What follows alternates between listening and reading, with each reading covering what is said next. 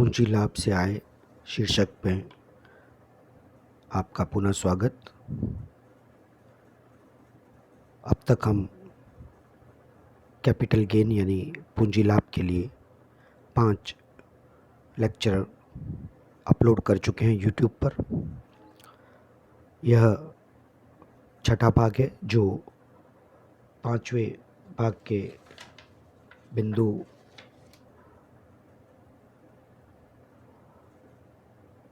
ascertainment of cost in respect of certain specified circumstances under section 49 यानी निर्दिष्ट परिस्थितियों में पूंजी संपत्ति की लागत का निर्धारण धारा 49 के अंतर्गत कैसे किया जाता है, उसके विस्तृत विवरण पर हम बात कर रहे हैं। उसके एक भाग की हम पिछले व्याख्यान में बात कर चुके हैं। उसके आगे के बिंदुओं पर इस व्याख्यान में बात करेंगे।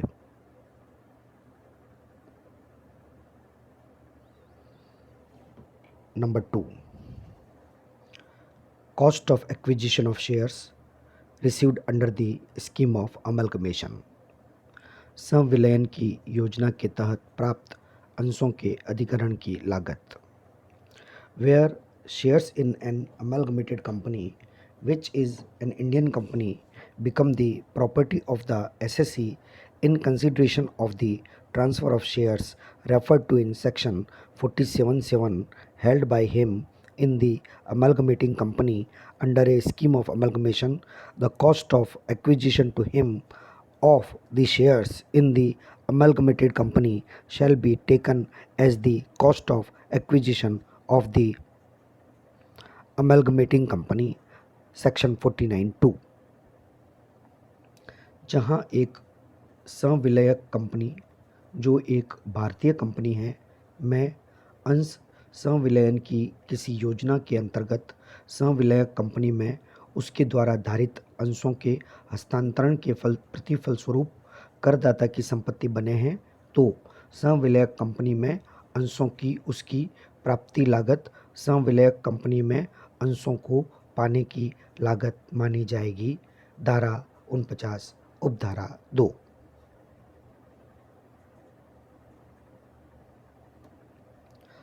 Cost of acquisition of shares received during the process of conversion of bonds और डिबेंचर्स, डिबेंचर स्टॉक और deposit certificates.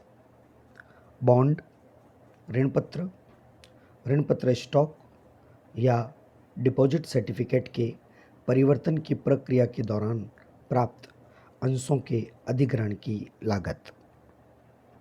It is possible that a person might have become the owner of shares और debentures in a company during the process of conversion of bonds और debentures, debenture stock और deposit certificates referred under section 47(10).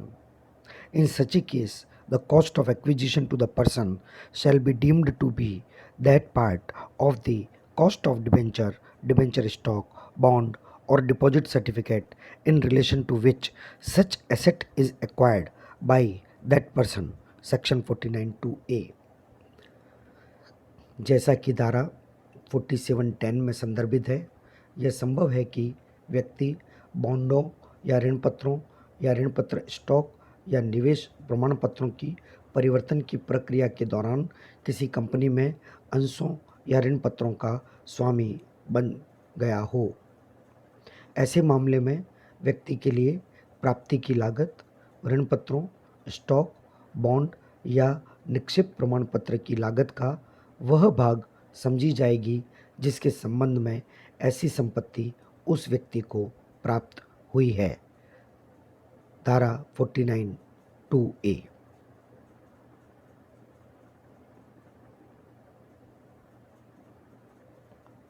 Point number 4, cost of acquisition of specified security or sweat equity share, where the capital gain arises from the transfer of specified security or sweat equity shares referred to in section 17(2)(6). The cost of acquisition of such security or shares shall be the fair market value which has been taken into account for perquisite valuation, section 49 2AA। निर्दिष्ट प्रतिभूति या sweat equity अंशों के अधिग्रहण की लागत, जहां पूंजी लाभ ऐसे अंशों, ऋण पत्रों या वारंटी जो कर्मचारी को आवंटित किए गए हैं जिनका मूल्य धारा 17(2) के अंतर्गत अनुलाभों में शामिल किया गया है कि हस्तांतरण से अर्जित होता है, ऐसे अंशों, ऋण पत्रों, स्टॉक, बॉन्ड या निक्षेप प्रमाण पत्र की लागत का वह भाग समझी जाएगी जिसके संबंध में ऐसी संपत्ति उस व्यक्ति को प्राप्त हुई है। धारा 49 2AA।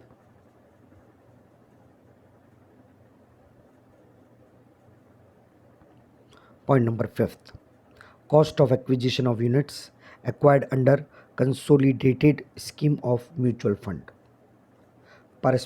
पारस्परिक कोष या म्यूचुअल फंड की समेकित योजना के तहत इकाई अधिग्रहण की लागत। The cost of acquisition of the units acquired by the SSE in consolidated scheme of mutual fund in consideration of transfer referred in section 47(18) shall be deemed to be the cost of acquisition to him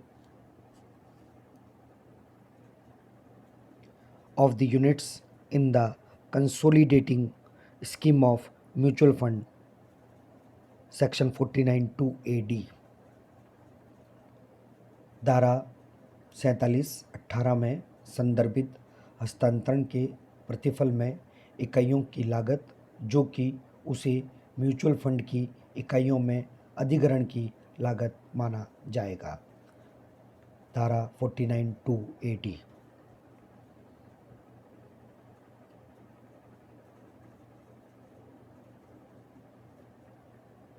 Point number 6, cost of acquisition of equity shares received at the time of conversion of preference shares। पूर्वाधिकार अंशों के परिवर्तन के पर प्राप्त समता अंशों के अधिग्रहण की लागत।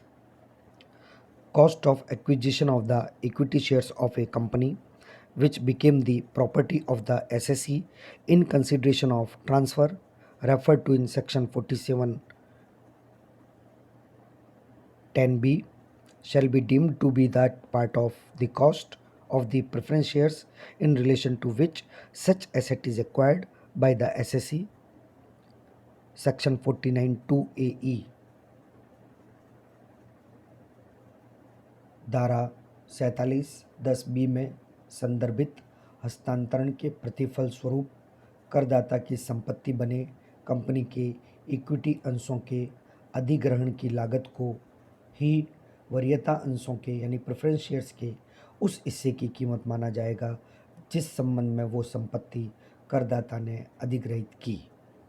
धारा 49 2AE।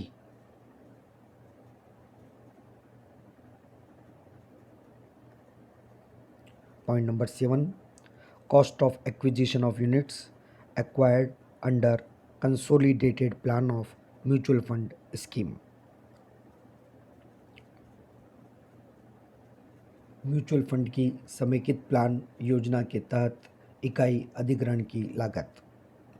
Cost of acquisition of the unit और units in the consolidated plan of the scheme of the mutual fund in consideration of a transfer referred to in section 47(19) shall be deemed to be the cost of acquisition to him of the units or units in consolidating plan of the scheme of the mutual fund under section 49 2AF। धारा 47(19) में संदर्भित हस्तांतरण के प्रतिफल में इकाई या इकाइयों की लागत जो कि म्यूचुअल फंड की समेकित कल्पना में मिली उसे ही समेकित योजना म्यूचुअल फंड की इकाई या इकाइयों की अधिग्रहण की लागत माना जाएगा। धारा 49(2)(a)(f। इस प्रकार इस लेक्चर में हमने निर्दिष्ट परिस्थितियों में संपत्ति की लागत का निर्धारण करने के बिंदु संख्या 2 से लेकर 7 के बारे में बात की। अभी कुछ बिंदु और बाकी है जिनका अध्ययन हम नेक्स्ट व्याख्यान में करेंगे। इस व्याख्यान का सारांश यह है कि यदि कोई प्रतिभूति किसी अन्य प्रतिभूति के बदले में प्राप्त होती है तो जो पूर्व में आपके पास प्रतिभूति थी उसी की लागत को नई प्रतिभूति की लागत आयकर अधिनियम के प्रावधानों के अंतर्गत मान लिया जाता है। उदाहरण के लिए मान लीजिए मेरे पास में 1000 डिबेंचर्स 10 रुपये प्रति डिबेंचर के हिसाब से क्रय किए हुए हैं जिनकी कुल लागत 10,000 रुपये हुई। मुझे कंपनी ने यह विकल्प दिया कि अगर मैं चाहूँ तो इन डिबेंचर्स के बदले में अंश समतांश इक्विटी शेयर्स प्राप्त कर सकता हूँ। एक इक्विटी शेयर मुझे 100 रुपये का दिया जाएगा। मैंने विकल्प का चयन कर लिया और मुझे मेरे 10,000 रुपये की लागत के बदले में 100 रुपये वाले समतांश प्राप्त हुए, कुल मिलाकर 100।